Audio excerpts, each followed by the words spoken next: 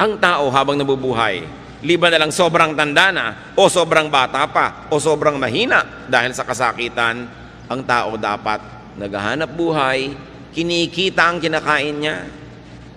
Hindi yung wala ka namang kinikita, nag-electric fan ka pa matulog. Hayaan mo nang pawisan ka. Di ba? Yung damit ka ng damit, gastos ng gastos, ang ginagastos ng damit, tubig sa paglalaban ng damit mo, kuryente sa pamamalansya, tapos pakalat-kalat ka lang naman, wala ka namang ginagawa, hindi bali ng lukot ang suot mo. Lumalaki lang ang gasto sa buhay. Ang kinakabit ng mga wax sa buhok ay kutakot-takot, pahingi pa na hingi ng pang-load, ang gusto pang cellphone, yung may folding bed sa loob, wala namang kita. Puro yabang.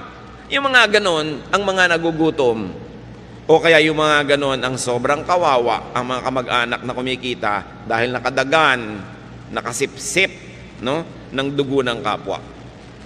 Dapat, pinapayagan natin, tinutulungan at pinapalakas ang loob ng mga naghahanap buhay talaga. Paano ginagawa yon? Huwag istorbohin.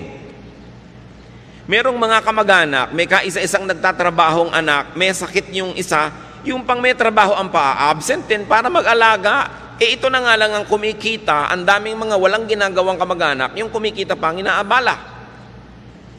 May mga babaeng walang ginawa kundi mag-text sa asawa at pauwi ng pauwi, nagtatrabaho yung asawa. Nananabik lang pala na may mga kasama. No?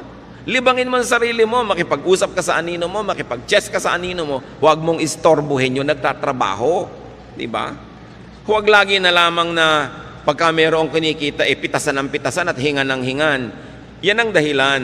Kaya marami po sa ating mga kababayan na wala ng gana na magnegosyo, mag-agrikultura, magmumuhunan, maghanap buhay sa dami ng nangingikil, sa dami ng humihingi, tinatamad na tuloy yung iba magtrabaho.